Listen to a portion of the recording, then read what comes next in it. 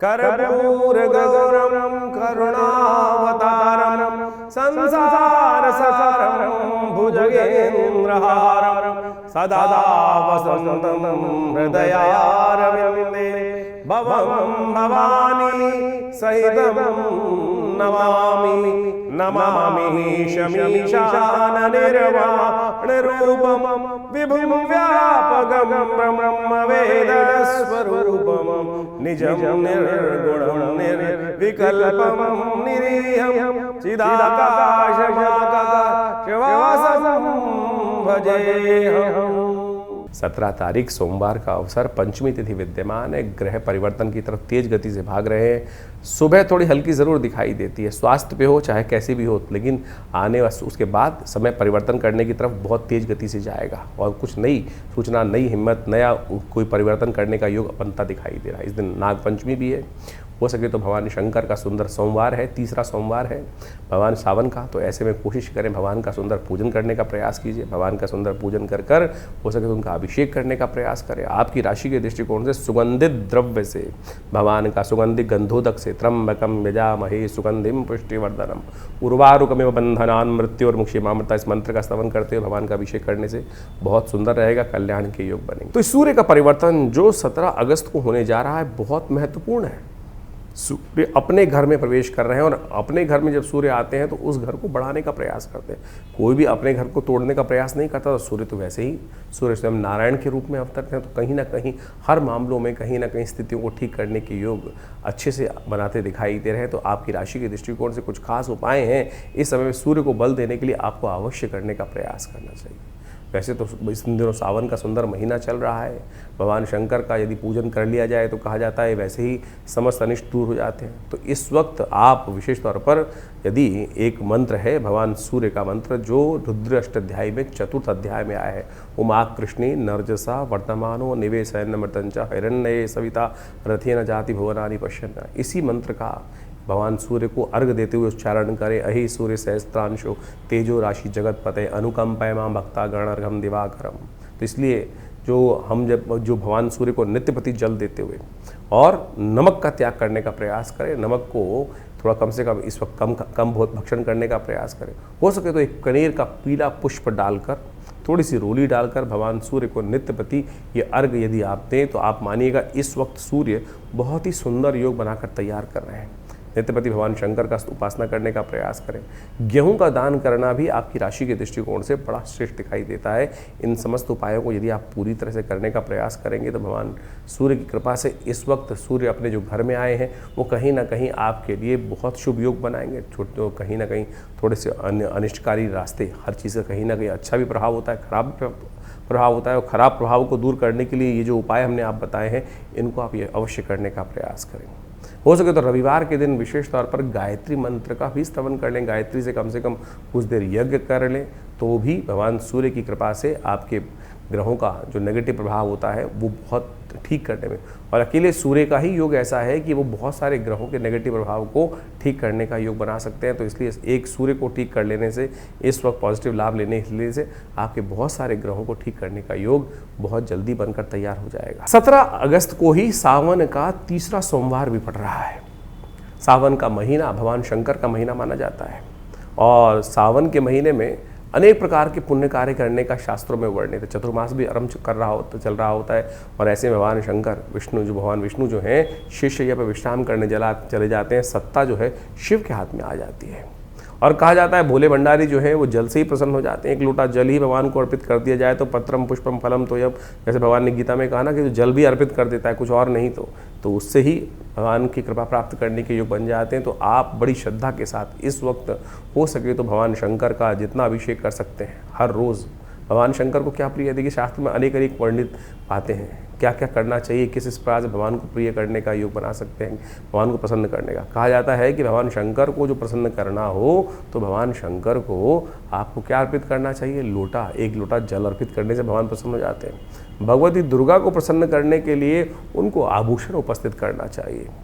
भगवान विष्णु को यदि प्रसन्न करना चाहें तो सेवा भाव, श्रीहरि सेवा से प्रसन्न होते हैं, तो जितनी सेवा करेंगे तो भगवान शंकर को तो एक लोटा जल ही कोशिश ये करें, लोटा जल भगवान को अर्पित करने का प्रयास करें और भगवान को प्रसन्न करने का सुंदर रास्ता बन जाएगा। विवेकानंद योगाश्रम में इस सावन के तीसरे सोमवार पर भी वैसे तो नित्य प्रति चल ही रहा है, रुद्राभिषेक बड़ा विशाल कार्यक्रम किया जाता है। सब लोग मिलकर भगवान शंकर के विभिन्न शिवलिंगों पर भगवान का अभिषेक दूध से, जल से, घी से, पंचामृत से, भस्म से, तिल से, भंग इत्यादि समस्त प्रकार से सुंदर रूप से रुद्राष्टाध्यायी का पाठ करते हुए किया जाता है।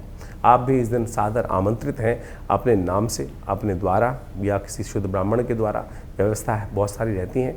आप आइए, आश्रम से जुड़िए और इस कार्यक्रम को लाइव आप हमारे फेसबुक पे भी देख सकते हैं। आचार्य विक्रमादित्य जो फेसबुक पेज है उस पे भी जाकर, आचार्यवाणी जो लाइव पेज है उस पे जाके देख सकते हैं।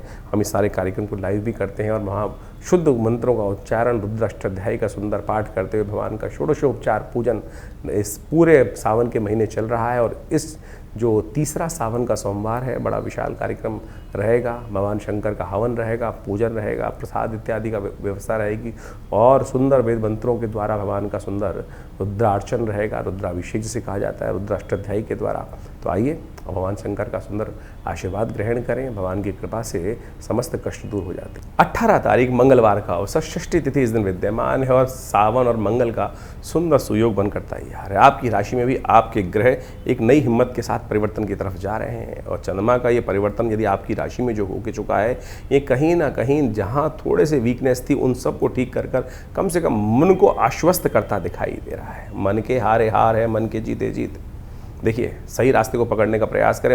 यदि शक्ति को आपने सही तरफ लगाने का प्रयास किया तो इस वक्त आपकी राशि के दृष्टिकोण से बहुत सुंदर रास्ता बनता दिखाई दे रहा है। मंगलवार का अवसर है और आपके मंगल इस वक्त भाग्य में बैठकर कहीं ना कहीं ग्रहों के अनुसार से आपको लाभ अवश्य देते दिखाई दे रहा है। नए संपर्क को साधने का, नई मित्रता बनाने का योग बनता दिखाई दे रहा है। लेकिन ध्यान रखना, नए लोग बिना परखे कई बार परेशानी भी कर देते हैं, जिनको दिक्कत देने के योग भी बना देते हैं। तो इस वक्त थोड़ा सा आपको ध्यान रखने की ज़रूरत है। हनुमान जी का ध्यान करें, हो सके तो हनुमान जी का पूजन करने का प्रयास करें। 19 तारीख बुधवार का अवसर, सप्तमी तिथि विद्यमान है। ग्रह नक्षत्रों के दृष्टिकोण से, आपकी राशि के दृष्टिकोण से इस वक्त आपके लिए ग्रहों का अच्छा योग बन रहा है।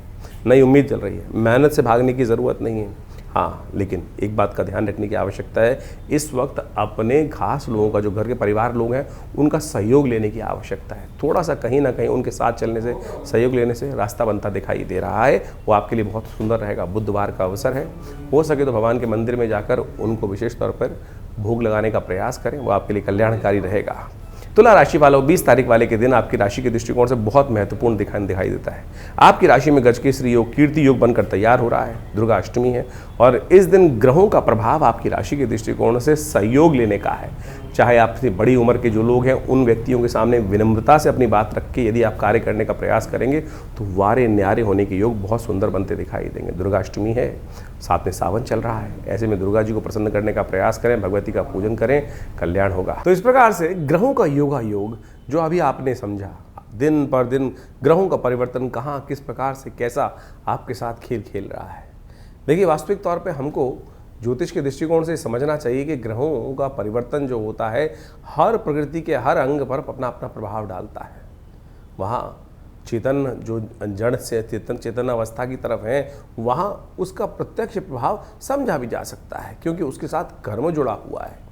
चेतनता के अनुसार, चेतन आत्मा के साथ जिस प्रकार से प्रति व्यक्ति के अनुसार से जीवन में जो घटनाक्रम घट रहे हैं, कहीं ना कहीं वो कर्म का प्रभाव जो है वो आपके जीवन में सुख दुख का कारण बनता है।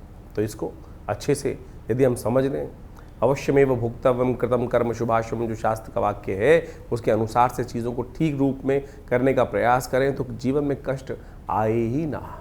तो आपको कोशिश ये करनी चाहिए। ये सुंदर रूप से जो सावन का महीना चल रहा है, सावन का महीना समस्त कर्मों से, जो दुष्कर्म है उनसे निवृत्ति का है।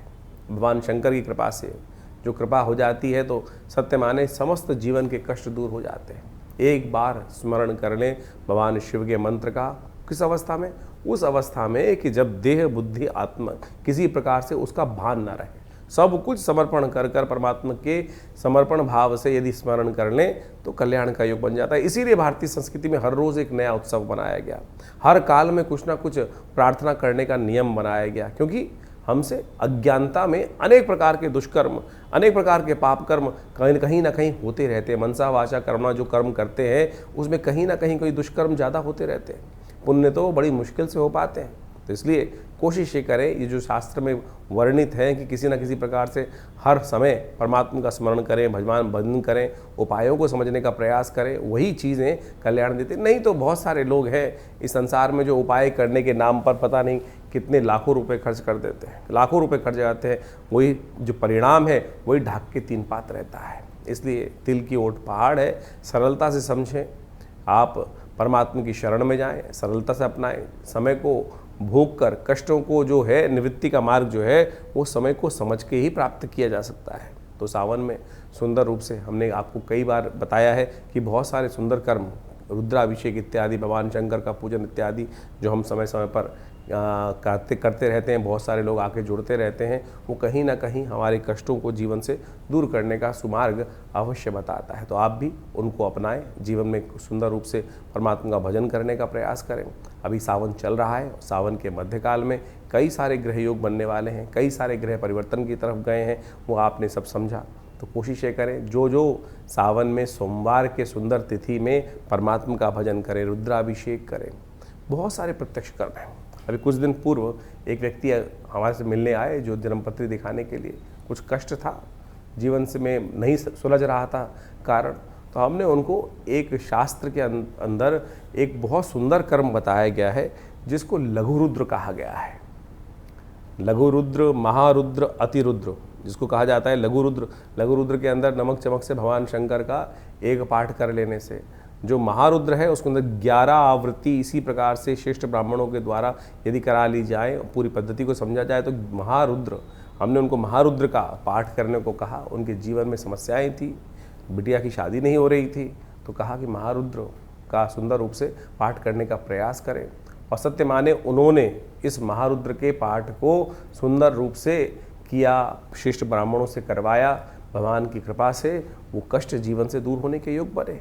तो आप सत्य माने ये सब चीज़ें जो है कहीं ना कहीं कल्याण का योग बनाती ही हैं। जो सुंदर कांड का पाठ किया जाता है, जीवन में इस कलिकाल में कैसा ही कष्ट आ रहा हो, उसकी निवृत्ति का मार्ग ना बनाओ, यदि एक आप नियम बना लें कि हमको हर रोज़ सुंदरकांड का पाठ इसी संकल्प को लेके करने का प्रयास करें, देखिए कुछ ही दिनों में वो समस्या छूमंतर अवश्य हो जाएगी। कोई बहुत बड़ा तंत्र करने की आवश्यकता ही नहीं है। तो ये समस्त जो मंत्र इत्यादि है, समस्त जो पद्धतियां हैं शास्त्र में वर्णित हैं, लोगों ने करी हैं, सिद्ध महात्माओं ने करी हैं, सिद्ध जनों ने करी हैं, ऐसा प्रमाण साक्षात कई जगह उपस्थित है, हजारों लोगों ने उसका प्रभाव देखा है। तो आप भी सुंदर रूप से इन समस्त उपायों को करने का प्रयास करें, जीवन से बहुत सारे कष्टों को दूर करने का योग अवश्य बना पाएंगे। भगवती की माँ की कृपा, शिव भगवान की कृपा अवश्य बरसती है। ऐसा नहीं है कि आपके जीवन के कष्ट दूर नहीं हो पाते, लेकिन विश्वास नहीं जाग जाता है। विश्वास को जगाने का प्रयास करें। और एक बात और समझें, परमात्मा की कृपा से हमको जो भी कुछ करना है, जो भी कुछ उपाय करते हैं, विश्वास के साथ करें।